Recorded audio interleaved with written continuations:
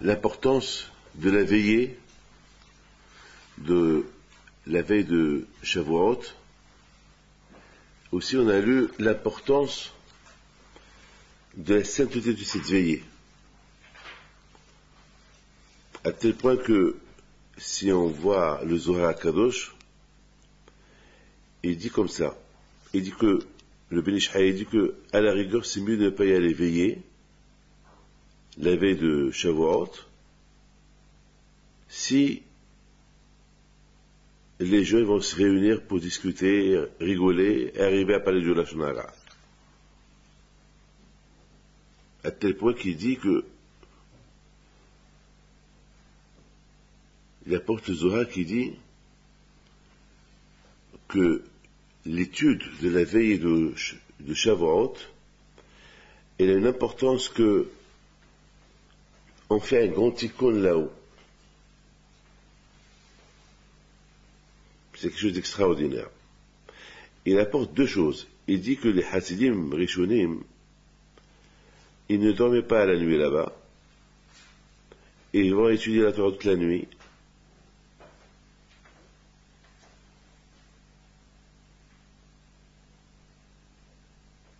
Il dit une phrase terrible, le Zohar. Amar Rabbi Shimon,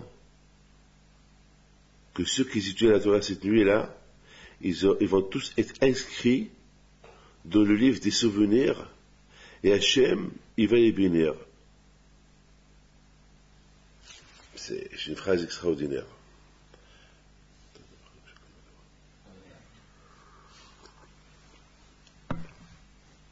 C'est-à-dire qu'une fois, on est sûr qu'on va être béni. On ne sait jamais quand est-ce qu'on va être béni, mais une chose est sûre et certaine, qu'on est béni la veille de Shavuot. Maintenant, je vous ai expliqué hier quelle est la raison que les Juifs, dans le monde entier, la veille de Shavuot, y veillent. Surtout aujourd'hui dans les Shivot, ils veillent. Mais la veillée n'est pas très longue, parce que on va veiller jusqu'au net, jusqu'à 4 heures du matin, après on va faire la prière. Mais déjà le fait de ne pas dormir, et le fait de dire j'ai étudié, parce même 1 heure la nuit, et j'ai collé la nuit avec le matin, parce que Zohar il parle beaucoup de coller la nuit et le matin. Bon, malheureusement, aujourd'hui, on n'a pas les forces, on n'a pas les moyens d'avant. Aujourd'hui, on est obligé de dormir, on est obligé de bien dormir. Aujourd'hui, on n'a pas le courage d'avant. La force qu'ils avaient avant nos parents. Rabbi Haim plutôt le grand, pratiquement, s'il ne mettait pas le pyjama. Il s'endormait sur une chaise. Même mon père, je me rappelle. Bon, mais ils étaient forts. Ils n'avaient pas les soucis d'aujourd'hui. Ils n'avaient pas Ils n'avaient pas, je sais pas. Ils n'avaient que le Sahara de s'asseoir à étudier la Torah. Et pour ce Sahara-là, ils vont le combattre. Et c'était un autre monde. C'était un monde extraordinaire. Je ne parle même pas de l'époque de mon grand-père. Je parle qu'à mon époque à moi. Les gens étaient souriants. Les gens étaient pauvres, ils étaient souriants. Pratiquement jamais on a entendu parler d'un suicide. Quelqu'un qui se suicide parce qu'il a un problème. Pratiquement les gens n'avaient pas de problème. Il y a toujours des problèmes. Mais ils savaient affronter le problème. Le problème, il faut l'affronter. Et comment il faut l'affronter? On l'affronte avec la foi. Avec l'aïmouna. C'est tout. Comment tu vas affronter? Tu as un problème. Tu ne sais pas comment résoudre le problème. Alors tu es en pleine crise. Alors tu es en plein problème. Alors c'est la crève. C'est la fin. Alors c'est la fin. Non, c'est pas vrai. Lorsqu'il y a l'aïmouna en Dieu, le problème, il y est toujours. Mais l'espoir, ça aide à remonter le moral et à remonter le problème. L'espoir. Kavel Hashem. Hazak Misibech avec Kavel Hashem. On dit dans la prière. Et espoir en Dieu. 2 fois on répète, Kavé. et espoir en Dieu. 2 fois. Lorsqu'on a espoir en Dieu, on gagne. Le problème dit toujours. Mais déjà, le fait que tu as l'espoir, tu dis, bon, avec l'aide de Dieu, ça va se résoudre, ça va s'arranger. Et mais si ça ne s'arrange pas, on dit à la fin, bon, c'est Hachem qui a voulu. Après, on va se faire un sourire et point final, ça y est. On va pas pleurer, ça y est. Eh ben, c'est comme ça qu'avant, les gens, ils étaient. Aujourd'hui, malheureusement, le fait qu'il y ait le manque de émouna en Dieu, et le fait qu'il y ait le manque d'avoir cet espoir en Dieu, voilà, malheureusement, il y a ce problème-là. Il y a ce problème qui est là. Alors à l'époque, je me rappelle, les gens, ils veillaient. Ils veillaient les gens avec sourire. C'est pas une fois ou 2 fois ou 3. À chaque fois qu'il fallait veiller, ils vont veiller, il n'y a pas de problème. Aujourd'hui, malheureusement, aujourd'hui, les temps ont changé. Aujourd'hui, pour veiller, c'est une histoire. Et pour veiller, il faut rigoler, il faut manger, il faut fumer, on va passer les 3 quarts du veiller en train de parler, en train de fumer, Alors on a perdu le bénéfice de veiller. Veiller, c'est pas fumer, c'est pas écrit il faut fumer une cigarette, passer toute nuit pour fumer. Bon, un café, oui, mais pas. Donc, il dit, Bichon Bayohai, qu'un homme qui étudie ce soir là-bas, il est béni par Akadosh Baruch Hu, mais qui passe ces 3 heures-là d'étude, il est béni par Hachem. Ah, maintenant, nos sages, ils disent, regarde ce qu'ils disent ici. Il ne faut pas qu'il salisse sa bouche avec des paroles bêtes. Même Stam, qu'est-ce que tu as mangé ce soir? Ça s'appelle Divrehol. Ou bien du commerce, Massa au matin. Et Choshke, plus forte raison, l'Etzanot de la Shonara. Raconter des histoires, des bêtises, et parler la médisance. Vidgabek Hari, il dit le Binishai. Il faut être fort comme un lion. L'Ishif al Mishmar Beinay Pkohot, s'asseoir bien, avec les yeux bien grands ouvertes, l'Idhot et Tachena, et faire pousser le sommeil. Vilutnamnem Klal, sans pas dormir. Et il dit, Rabbeinu Arizal Ehmir, mais Obi'na Shina Bizutha Laila Yom, Yotem Milil Sha'anaba. Et Arizal Kadosh Alavasham, il faisait tellement attention à la nuit de Shavuot, plus que la nuit de Hoshana Rabbah. Alors que les gens, ils parlent de Hoshana Rabbah, ils mettent de côté cette soirée-là, de la veillée. Alors, quelle est la raison?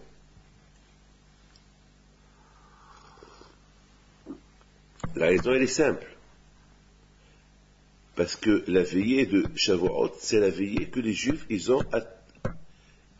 on se prépare pour recevoir la Torah. Il n'y a pas plus que la Torah. La veillée de Shana Rabbah, c'est une veillée de pardon. On fait des prières pour que le bon Dieu nous pardonne les fautes qu'on a fait. Mais si tu étudies la Torah, tu ne fais pas de fautes. Voilà pourquoi la veillée de Shavuot est plus importante que la veillée de Shana Rabbah. Parce que la veillée de Shana Rabbah, pourquoi tu veilles? Tu veilles, c'est comme Kippour. Tu veilles pour que le bon Dieu te pardonne les fautes que tu as fait. Très bien. Et pourquoi tu as fait ces fautes? Réfléchis un peu. Parce qu'il y avait quoi? Manque de Torah. Oui ou pas? Mais si tu aurais étudié la Torah, si tu aurais aimé la Torah comme il faut, ben tu n'aurais pas fauté. Donc la veillée de Shavuot elle est plus importante que Shana Rabbah.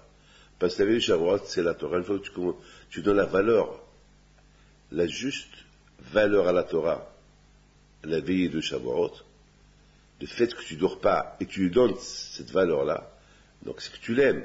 Puis si tu l'aimes, jamais tu vas fauter. Si tu fautes, il n'y a pas besoin, tu ne vas pas fauter. Si tu ne fautes pas, donc le Shana Rabbah, il n'est pas pour toi.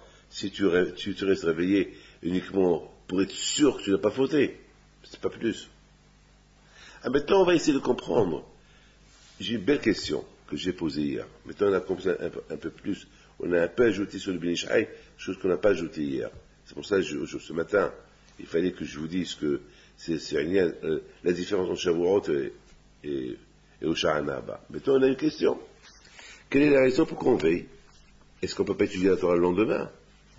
Pourquoi la nuit? Alors moi, j'ai pensé deux choses. La première chose, c'est écrit dans la Torah, Ve'hagitabo yomam v'layla. Il faut étudier la Torah nuit et jour. Alors je vous pose une question. Est-ce que ça arrive à tous les juifs de rester une nuit entière? Parce que la Torah dit, il faut étudier la Torah nuit et jour. Alors c'est quoi nuit et jour? Nuit et jour, ça veut dire la nuit. La nuit, ça veut dire lorsqu'il fait nuit, on va venir à la yeshiva, on va étudier un peu. Très bien. Mais la Torah, elle dit nuit et jour. Mais on ne sait pas, est-ce que nuit et jour, c'est toute la nuit et toute la journée, ou est-ce qu'une partie de la nuit, une partie de la journée? On ne sait pas. Les vrais tzadikim, oui. Ils vont étudier la Torah toute la journée, et de temps en temps, ils vont étudier toute la nuit.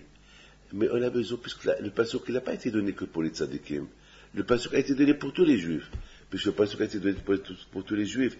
Alors il faut qu'on prenne une nuit de toute l'année, qu'on va étudier la Torah toute la nuit, pour accomplir le pasuk qui dit, Ve'hagitabo yomam v'layla. Baruch Hashem, étudier toute la journée, ça est arrivé qu'on a passé une journée d'études, ça arrive. Mais toute une nuit, c'est pas évident. Alors c'est la raison pourquoi Hachamim, ils ont pris, puisque la Torah est dit, Ve'hagitabo yomam v'layla, alors, pour ceux qui, de temps en temps, ils étudient la nuit la Torah, c'est bien. De toutes les façons, à Israël, nous sommes les Juifs, arrivés les Ébézés, nous sommes liés les uns avec les autres. Il n'y a pas un Juif qui ne va pas être fixé une heure de Torah quelque part. Il suffit qu'un Juif qui étudie la Torah à 11 heures, c'est comme tous les Juifs ils ont étudié à 11 heures. Il va y avoir un autre qui va étudier la Torah à minuit, comme si tous les Juifs ils ont étudié la Torah à minuit. Il va toujours avoir un sur toute la population juive qui va étudier la Torah à 1 heure du matin, alors comme si tout le monde a étudié la Torah le matin. Vous comprenez? Alors, avec ce calcul-là, on va trouver, en plus, n'oubliez pas, il y a la France, il y a l'Amérique, il y a Israël, il y a le décalage horaire. C'est-à-dire, lorsque nous, ici, on dort, là-bas, ils sont réveillés. Lorsque là-bas, ils sont réveillés, nous, ici, on dort. Donc, si on fait, quelqu'un va trouver que les Juifs, ils vont étudier la Torah, puisque les Juifs, ils sont liés les uns avec les autres, alors on va trouver un système que les Juifs, ils vont étudier la Torah presque toute la nuit. Mais on a besoin que tous les Juifs ils étudient la Torah. C'est pas midi v'arvout, c'est pas le fait que moi j'étudie à 1 heure comme tout le monde a étudié à 1 heure, le fait que lui il a étudié à 2 heures comme... Non, il faut qu'on trouve un jour que tout le monde va étudier la Torah toute la nuit. Et puis ce décalage horaire, alors,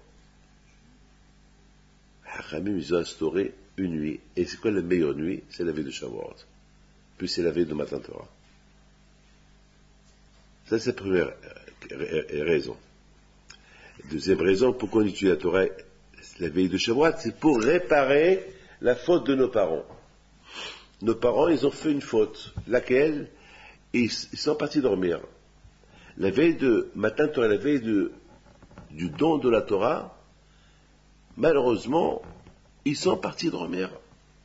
Et Moshe Rabbeinu, le matin, il les a réveillés, il leur a dit, mais vous êtes fous, levez-vous.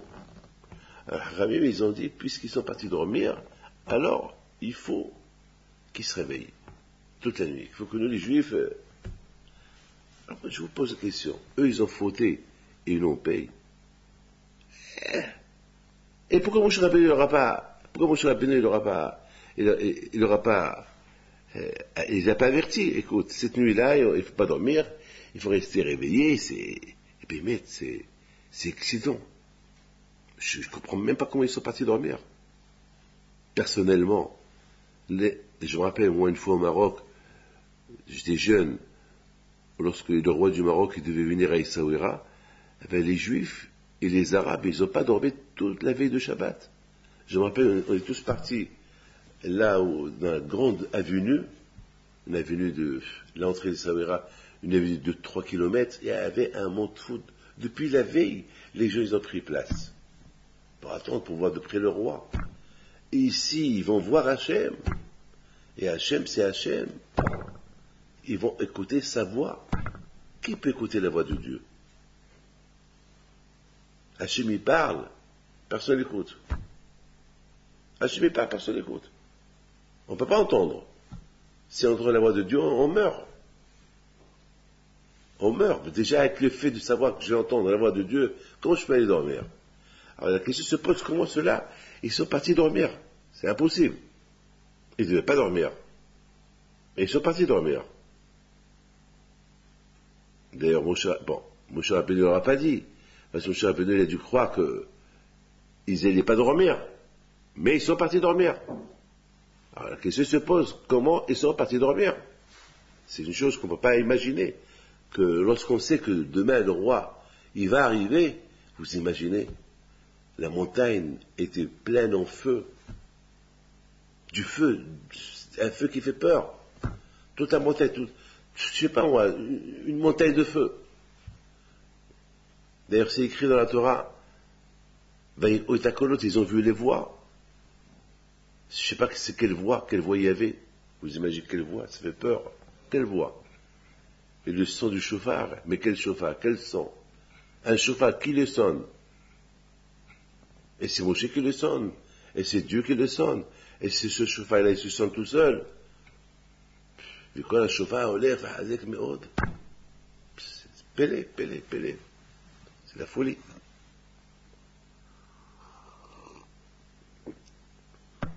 Le chauffard qui sonne. Est-ce qu'ils ont vu quelqu'un qui sonne le chauffard? Je ne sais pas. Qui sonnait ce chauffard-là?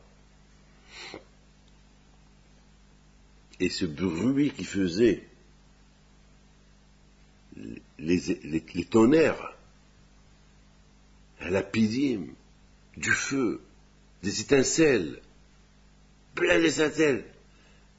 Et c'était pas le mont Sinaï, c'était pas une montagne volcanique, c'était pas un volcan. Alors d'où vient ce feu? Et comment ils sont partis dormir? Ça, c'est une chose qui donne beaucoup à réfléchir. Mais le bon Dieu ne les a pas punis pour cela. Parce que pour Akadosh Baruch Hu, il fallait que les Juifs se séparent de leurs femmes, il fallait qu'ils fassent un mikvé, il fallait qu'ils soient propres, il fallait qu'ils soient bien. L'union, Ahdout, les Juifs ils étaient bien Ahdout, ils ont réparé les 49 degrés de Toum'a, ils étaient vraiment super propres. Parce qu'Hachem, c'est important pour lui qu'il donne la Torah dans un esprit propre. Hachem, il donne la Torah à un esprit propre, pas un esprit sale. Hier, je vous ai donné un exemple. Présenter un steak à quelqu'un qui a faim dans une assiette sale. Qui va manger ce steak? Même si j'ai faim, je ne vais pas le manger. Comment je vais le manger? Dans Akadosh Baruch Hu, c'était important pour lui que s'il doit leur donner la Torah, il faut qu'il leur donne la Torah lorsqu'ils ont un esprit saint. Un esprit saint.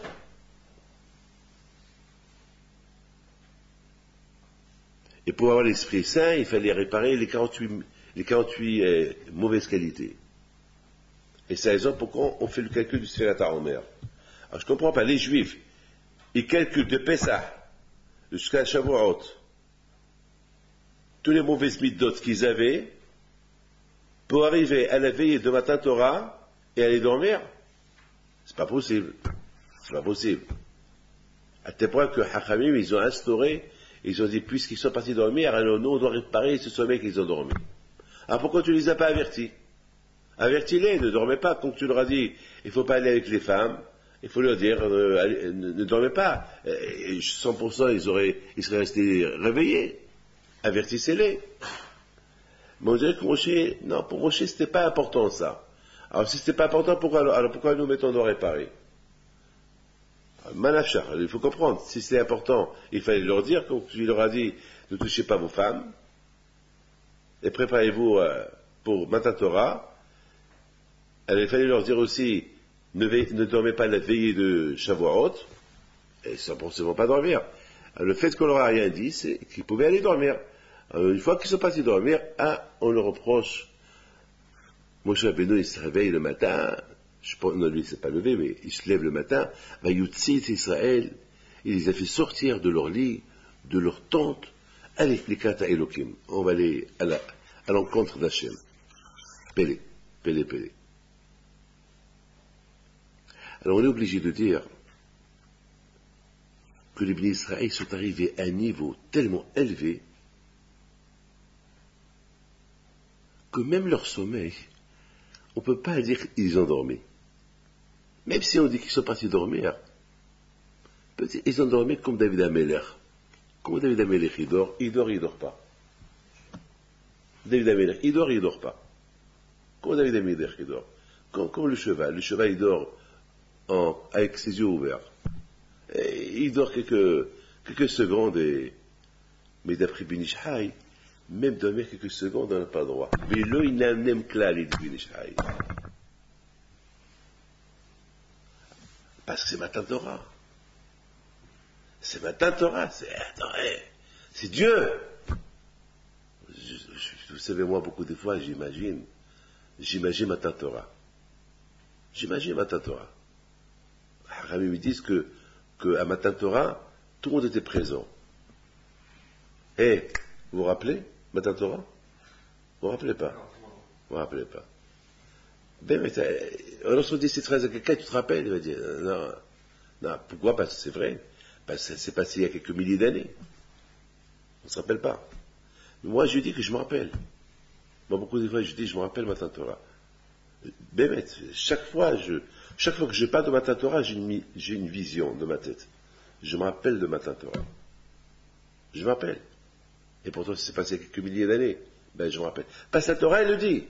La Torah, elle dit, Lo etrem batrechem. C'est pas avec vous seuls c'est pas à vous seuls j'ai donné la Torah. J'ai donné la Torah à ceux qui sont là et à ceux qui ne sont pas là. C'est-à-dire que ceux qui vont venir plus tard jusqu'à la venue de Mashiach. Ou si c'était là-bas. Donc, ça suffit pour moi. Cette phrase que la Torah a dit, que cette phrase que la Torah a dit, elle a pris forme dans mon cœur. Ça y est, je me rappelle. Quoi, naturellement, quoi? La conviction de la Torah qu'elle est émette. Lorsqu'on sait que la Torah elle est émette, et que c'est comme ce boîtier-là. Ce boîtier, c'est une boîte à lunettes. C'est pas un coffre.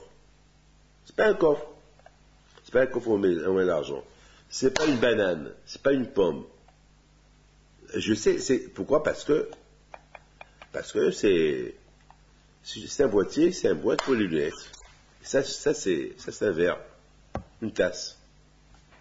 On va pas me dire c'est un diamant. Moi, je connais c'est quoi le diamant. Ça, c'est une tasse. Quelqu'un va me dire, non, rapidement, tu te trompes, ça, c'est un diamant de 100 carats. Ben, j'ai dit, monsieur, halvaï, pour eux.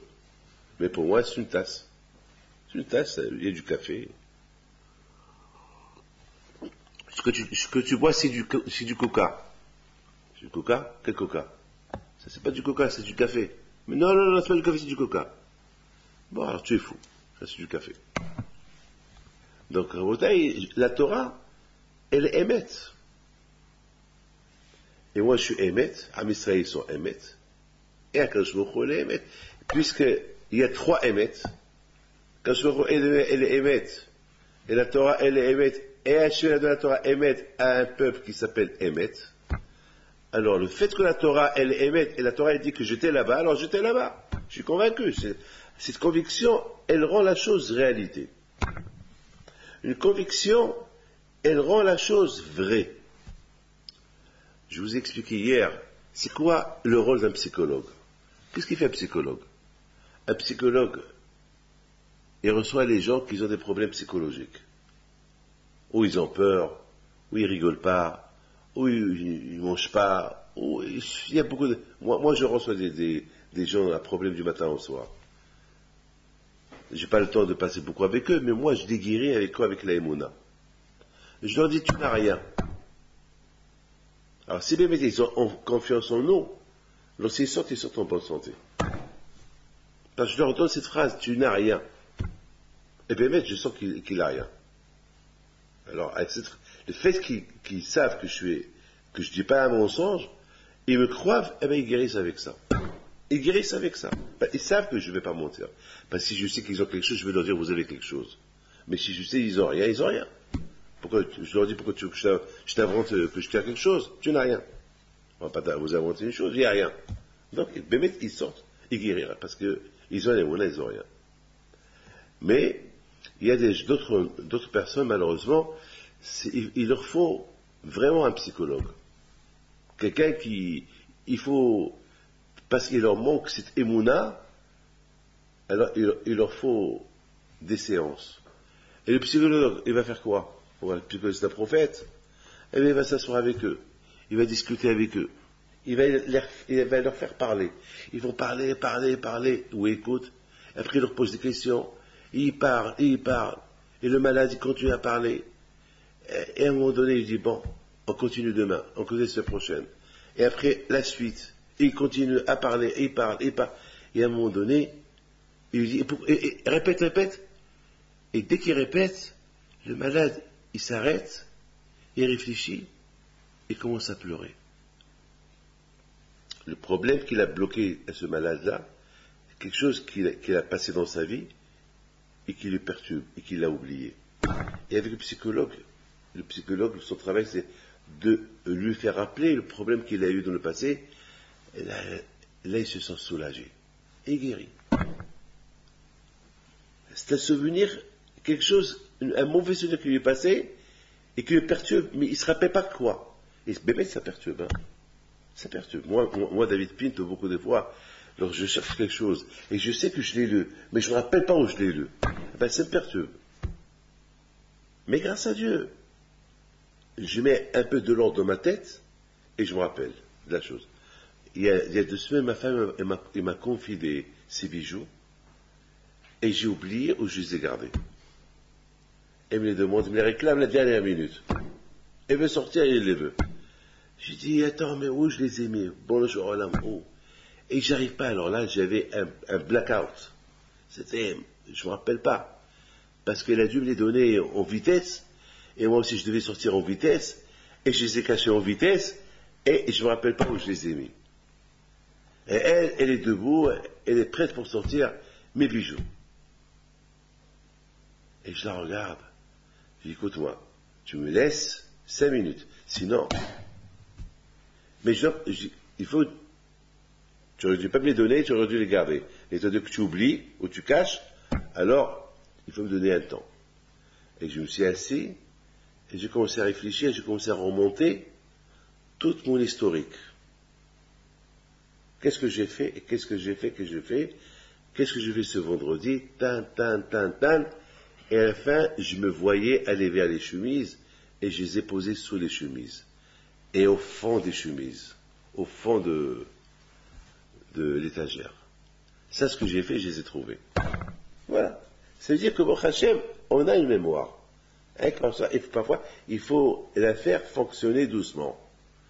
Eh bien, cette mémoire qu'on a reçue la Torah, il y est aussi. Mais comment tu vas te rappeler que tu as reçu la Torah? Et que tu vas dire, c'est vrai, parce que la Torah ne va pas mentir. La Torah, elle te dit que tu étais là-bas. Donc j'étais là-bas. Donc c'est pas un mensonge, donc j'étais là-bas. Alors, mais je ne me rappelle pas. Alors comment je vais me rappeler? Le fait d'étudier la Torah en profondeur, et je respecte les mitzvot, alors ce souvenir, il va venir. Ce souvenir de Matan Torah, il va venir. Il est obligé de venir. Il va venir. Alors, donc, c'est ça. Pourquoi on est fou? Tous ces milliers de juifs, des millions de juifs depuis Matan Torah jusqu'à maintenant, qui se donnent coréen pour la Torah, quoi, ils ont rien à faire avec lire quelque chose qui est faux? Non. Parce que la Torah, elle est émette. Et quand Hachamim me disent que le souvenir de Matan Torah, il peut venir peut-être la veille de Matan Torah. Et c'est la raison pourquoi il faut consacrer cette nuit-là dans l'étude, sans parler des bêtises. Et puis le souvenir viendra. Alors pour moi, David Pinto, je me rappelle. Je ne peux pas. Celui qui veut me croire, qui me croit, celui qui ne veut pas me croire, tant pis pour lui. Moi, je me rappelle de Matan Torah. Je me rappelle que j'étais là-bas il y a quelques milliers d'années et j'ai reçu la Torah. Je me rappelle. Pourquoi? Parce que la Torah, elle est dans mon cœur, je l'aime, je l'adore. C'est comme je prends mon fils, je l'embrasse, je l'aime, c'est mon fils, je le vois. C'est lui, c'est pas notre fils, c'est le mien. Ouais, je le vois. Eh ben, le fait que j'étudie la Torah, eh ben, je me sens tellement attaché à la Torah que je sens qu'il y a un lien entre elle et moi. Il y a un lien. Il y a un lien, il y a quelque chose. Mais on n'a pas répondu à notre question. Quelle est la raison pourquoi les Juifs ils sont partis dormir ce soir là-bas?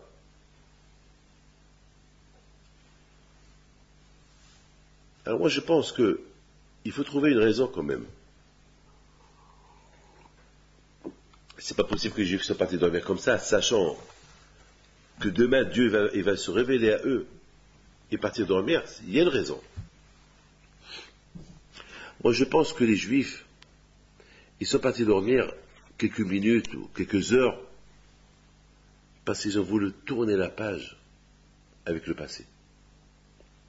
Lorsqu'un homme il est fatigué, qu'est-ce qu'il fait? Il dort. Lorsqu'il dort, il se réveille, il est un autre homme. Ou pas? Lorsqu'on ne dort pas, on n'est pas bien. On a une sale tête, on n'est pas bien. On voit la fatigue sur le visage. On dort, on est un autre. Je pense que les bénis Israël, sachant que demain, ça va être la vie, elle va commencer pour eux, la vraie vie. Alors, pour que cette vraie vie, elle passe, ils ont besoin maintenant d'un cerveau neuf. Arizal Akadosh, il explique, il dit, c'est quoi Hadashim la Bekarim Rabba Emunatecha? C'est quoi Hadashim la Bekarim? Il dit, Arizal, dans le livre de Kabbalah, lorsque le matin on se réveille, on est Hadash. Bekarim, c'est le matin. Lorsque le matin on se réveille, on est un nouvel homme, avec un cerveau nouveau. Donc, avec un cerveau nouveau, on peut affronter le Sahara dans la journée. Parce que j'ai plus la fatigue. Parce qu'on se fatigué, on peut faire n'importe quoi. Et le Sahara, il peut nous pousser à faire des bêtises si on est fatigué. Parce que l'esprit n'est pas bien. Le cerveau, il est fatigué. Donc on peut faire même des avérotes lorsqu'on est fatigué. On peut avoir des mauvaises idées lorsqu'on est fatigué. On peut même avoir le manque d'émouna lorsqu'on est fatigué. Parce que c'est comme quelqu'un qui est un homme fort, tu ne peux pas l'affronter. Mais un homme qui est très fatigué, tu peux le pousser. Un lion blessé, tu peux le mettre KO. Mais un lion fort, qui a passé une nuit et qui a bien dormi, ben, c'est pas facile d'affronter. Le Satan, il affronte les gens lorsqu'ils sont fatigués. C'est pour ça qu'il faut aller dormir. Am Israël, il dit, Hadashim la Bekal, lorsqu'on se repose, on se réveille avec un cerveau nouveau. Et lorsqu'on se réveille avec un cerveau nouveau, alors on peut servir à Kashbok avec des Kohot Hadashim, avec de nouvelles forces. D'ailleurs, Allah Kumar dit que chaque matin que tu te réveilles, il faut imaginer comme si aujourd'hui tu as reçu la Torah. Il faut que la Torah soit en tes yeux comme si tu viens de la recevoir dans la Sinaï. Chaque jour. Mais quand? Le matin. Lorsque le matin, je se réveille. Ah! Mon Dieu, il est fanecha. Ah! Merci à Kadosh Baruch Hu. Ah, divre Torah. On fait la bracha. C'est comme je me lève c'est comme si je me lève pour recevoir la Torah, pour être un bon juif pour la journée. Et chaque jour, ça doit être une nouvelle journée. Chaque jour, ça doit être un jour nouveau. Comme si aujourd'hui j'ai reçu la Torah. C'est ça ce qu'il dit David. Hadashim la Bekarim, Rabba Emunatecha. Le matin, lorsqu'on se réveille avec un cerveau neuf. Un cerveau neuf. Ah, maintenant, je pense comme ça. Maintenant, on essaie toujours d'essayer de trouver une réponse sur les Juifs, les pauvres, qui, la veille de Matan Torah, ils sont partis dormir. À tel point, parce qu'ils sont partis dormir, alors on dit, ils ont fait une bêtise. La Hachem, il leur a pas dit, vous avez fait une bêtise, mais après, eux, ils disent, ils ont fait une bêtise. Alors maintenant, nous, on pose des questions, comment ils sont arrivés à faire une bêtise? Comment ils sont arrivés à faire une bêtise? Qu'ils sont partis dormir, alors que Dieu va leur donner la Torah le lendemain. Alors, je pense que les Juifs, ils sont partis dormir avec un but. Si on dort, on va se déconnecter avec le passé. On va faire une hafrada, une séparation avec le passé et le présent. C'est-à-dire que tout le passé, c'est du mort. Maintenant, on a réparé les 49 degrés de Touma. Alors maintenant, demain, on va rentrer dans une autre ligne de conduite avec Dieu.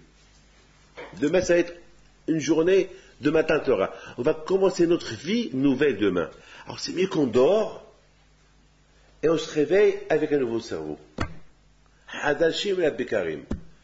On va être Hadash le matin et là, on peut recevoir la parole de Dieu bien dans un esprit bien, dans un cerveau neuf. C'est l'idée qu'ils ont eue les Juifs. C'est une bonne idée. Au contraire, on ne peut que bien les juger. C'est une super idée. C'est pour ça que mon cher Rabbeinu, il n'aura pas crié pour ça. Parce que les pauvres, ils ont pensé bien faire. Beaucoup de fois, on pense bien faire. Beaucoup de fois, on vient, quelqu'un il fait quelque chose, et je dis, pourquoi tu as fait ça? Ben, j'ai pensé que ça va te plaire. Et bien, on voit qu'il a pensé bien faire. Non, il a mal fait, mais lui, il a pensé qu'il a bien fait. Bon, on ne va pas lui crier, parce qu'il a pensé qu'il a bien fait. Ben, ne dis pas comme ça. Ah ben, ça y est, pas la prochaine fois, je ferai attention. Ça arrive. Ça arrive que parfois, on croit mieux faire, et en voulant mieux faire, on fait mal. Mais l'esprit, il est comme ça. Ce que toi tu penses que c'est bien, moi je pense que c'est mauvais. Ce que je pense moi c'est mauvais, chacun il a comment il voit la chose. Mais Moshe Rabbeinu dans la Shalom, il leur a dit non, vous avez mal fait. Il leur a dit il fallait rester réveillé. Et il fallait rester réveillé. Moshe Rabbeinu n'était pas d'accord avec eux. Moshe Rabbeinu n'était pas d'accord avec eux. Il leur a dit non. Il leur a dit non. Le contraire. Lorsque vous avez réparé les 49 degrés de tome 1, l'esprit était déjà propre. Ne croyez pas en allant dormir que c'est le sommeil qui va rendre l'esprit propre. Non, vous avez mal fait. Mon cher Rabbeinu, il a dit, vous avez pensé bien faire, mais vous avez mal fait. Le contraire. On va étudier la Torah. Et surtout, donner la valeur à la Torah que vous allez recevoir. Mais il ne fallait pas dormir. Demain, vous pouvez dormir. Demain. Mais là, il fallait rester réveillé. C'est vrai, vous avez pensé faire une séparation entre le passé et l'avenir. Et comment vous voulez faire ce passé-là? Vous voulez arrêter ce passé avec un sommeil, en dormant. Ouais, mais dommage. Vous avez arrêté la préparation. Vous avez fait un stop qu'il ne fallait pas stopper. À Shilishmor, lorsque quelqu'un il se noie, il perd un peu de l'oxygène dans le cerveau. Et même lorsque on le sauve et on le ressuscite, il vit après. Parfois, ça peut rester une tache dans le cerveau. Parce que l'oxygène, parfois, lorsqu'il n'y a pas assez d'oxygène, lorsque quelqu'un s'étouffe, il perd l'oxygène du cerveau. Et lorsque nous, c'est pareil, Moshe Rabbeinu veut leur dire, lorsque nous, on étudie par la Torah, on perd l'oxygène de la Torah du cerveau. On se déconnecte avec la Kadosh Baruch Hu. Et c'est dangereux. Même que vous avez pensé bien faire en allant dormir, mais vous avez mal fait. Parce qu'il fallait continuer cet oxygène. Vous êtes préparé pendant 49 jours, et maintenant, vous arrivez à but. Vous arrivez au bout.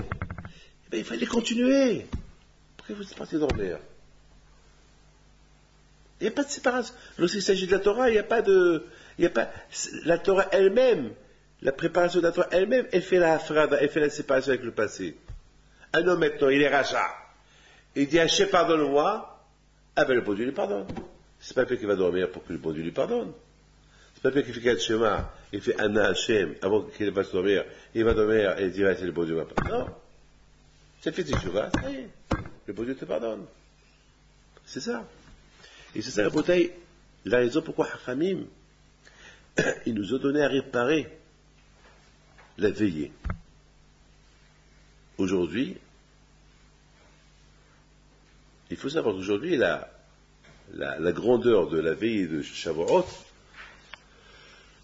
est tellement importante comme la grandeur de la veillée d'avant. Regardez ce qu'il dit Ben Ish Chai. והתגבר כארי, להישב על המשמר, בעיניים פקוחות, לדחות את השינה, pousser le sommeil, se renforcer comme un lion, et s'asseoir avec les yeux ouverts. Velo itnaimnem klal. Il ne faut pas qu'il s'endorme même une seconde. Car cette soirée est plus importante que le Shana Rabbah. Pour qu'on vienne nous dire une phrase comme ça, c'est que cette nuit elle est tellement importante. Pourquoi elle est tellement importante? C'est parce que lorsqu'on ne dort pas, lorsqu'on étudie la Torah, on montre à Hachem combien on aime sa Torah. Parce qu'on fait exactement comme si on attend pour recevoir la Torah. Vous avez compris? Vous avez compris?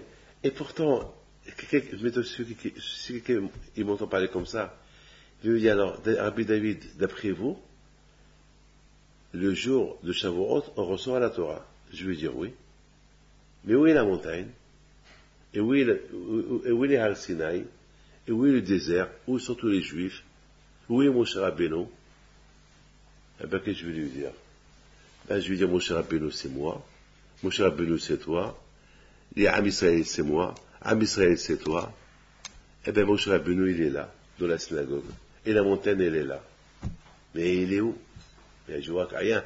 Je vois que des néants. Je vois rien du tout. Ben, je lui dis, mon fils, t'as tout perdu. Tu n'as rien compris. T'as compris. Tu n'as rien compris. Lorsqu'on dit, Hayav Adam la otet atzmo kilu yatzam Mitzrayim. À la suite de l'Égypte, on dit, il faut qu'un homme, il faut qu'il imagine comme s'il était esclave et qu'il a été libéré. Il faut qu'on arrive à ça, la Emouna. La Emouna, il faut que j'arrive. Il faut que l'histoire elle soit tellement bien étalée dans ma tête, jusqu'à que je vais imaginer et réfléchir que je fais partie de ce peuple-là. Lorsqu'on se prépare bien à la Torah, eh bien, matin Torah, on reçoit la Torah. Mais si on se prépare à rien, on veille parce que tout le monde veille. Et on veille avec une cigarette, et on pense, demain je vais m'éclater, demain je vais dormir toute la journée. C'est ça matin Torah. C'est pour ça qu'on fait un deuxième minyan. Pourquoi on fait un deuxième minyan? C'est mieux que tu vas dormir que de mentir. Que de mentir à toi-même. Mentir à toi-même. Mentir à toi-même. C'est mieux de ne pas venir, ne pas veiller, que de mentir à toi-même. C'est quoi mentir à toi-même? Mentir à toi-même, c'est-à-dire voilà, j'ai veillé et j'ai pas veillé. Alors à quoi ça sert? Je veillais, j'ai pas veillé. À quoi ça sert veiller, j'ai pas veillé? Et c'est ça, c'est mieux d'aller dormir. Comme ça, tu peux venir à 9h. Moi, je suis d'accord avec tous les gens qui viennent à 9h du matin faire le second minyan. Je suis d'accord avec eux. Je suis d'accord avec eux. Parce que c'est mieux qu'ils dorment, qu'ils se reposent et qu'ils viennent prier le matin que de rester réveillés la nuit et ils ne vont pas ni étudier ni rien. Après, ils vont être fatigués pendant 2 jours. Alors, ils ont gagné quoi? Ils ont perdu le ta'am de la vérité. C'est mieux qu'ils vont dormir. Si tu ne vas pas dormir, c'est parce que tu as une conviction que Béhémet, tu te prépares pour Matan Torah. Et le matin, lorsqu'on fait sortir le Sefer Torah, Béhémet, c'est Matan Torah. C'est ce qu'on appelle Matan Torah communautaire. Voilà. Matan Torah communautaire. Matan Torah qui a été donné, Hachem nous a donné la Torah ici, dans notre communauté. Et il va la donner dans notre communauté. Et il va la donner dans notre communauté. Et il va la donner dans notre communauté. Et il va la donner en Amérique. C'est une Matan Torah communautaire. Hachem, il donne Matan Torah à chacun. Ou bien individuel. Chaque juif, il reçoit Matan Torah. Hachem, il donne, c'est toi mon cher Rabbeinu. Voilà. C'est toi mon cher Rabbeinu. Chacun, c'est mon cher Rabbeinu. Chacun, quand je me dis, Anoukhe Hachem Elokecha. C'est un Matan Torah individuel, communautaire, à chacun de nous. Alors, mais est-ce qu'on est arrivé à cela? Eh bien, tout dépend de la préparation, comment on s'est préparé, et comment on a passé cette veillée. C'est cette veillée-là de Matan Torah, c'est elle qui va déterminer comment est-ce qu'on va recevoir la Torah ou pas. Comment on s'est préparé avant Matan Torah. C'est ça qui va déterminer est-ce que tu vas la recevoir ou tu ne vas pas la recevoir. Et c'est pour ça, Arizal Akadosh, pour lui, la veille de Matan Torah, c'est plus important pour lui, la veille de Shavuot, que au Sha'ana Rabbah. C'est plus important pour lui. Pourquoi? Parce qu'il dit, au Sha'ana Rabbah, c'est un minhag. Mais la veillée, c'est pas un minhag. La veillée de Shavuot, c'est pas un minhag. Parce que, Béhémet, comment ils sont partis dormir? Ils n'allaient pas aller dormir. Ils ne savaient pas comment. Demain, Hachem, il va se préparer, il va vous donner la Torah. Demain, Hachem, il se marie avec vous. Et là, vous dites, comment? Attends, je vois de là où il se prépare pour descendre. Et vous êtes au lit. C'est pas possible. En général, c'est pas possible. Mais, donc on a expliqué qu'eux, ils ont pensé que se reposer pour prendre des forces, pour bien écouter la parole d'Hachem. C'est ce qu'eux, ils ont pensé. Mais Moshe Rabbeinu, il leur a dit non, il ne fallait pas. Alors, la question se pose, pourquoi Moshe Rabbeinu il n'aura pas dit, et ne dormez pas ce soir? Eh ben, on ne peut pas forcer à quelqu'un, parce que ne pas dormir, ça ne fait pas partie de la Torah. Il faut se reposer. Mais il faut savoir quand dormir, quand ne pas dormir. Il faut qu'un homme il soit autonome, il faut qu'un homme il soit intelligent. Et là, ils ont manqué de penser qu'il ne fallait pas dormir, pour les raisons que je vous ai données. En 2 mots, chacun de nous, il doit savoir que la préparation de la Torah, elle se fait pour recevoir la Torah. Il faut être convaincu avec une conviction. Sinon, eh bien, malheureusement, on ne va rien recevoir. On croit qu'on a reçu, on n'a rien reçu. Mais Hachem il donne. De toute façon, Hachem il donne. Mais malheureusement, on n'était pas présent lorsqu'il a donné. La tête était ailleurs.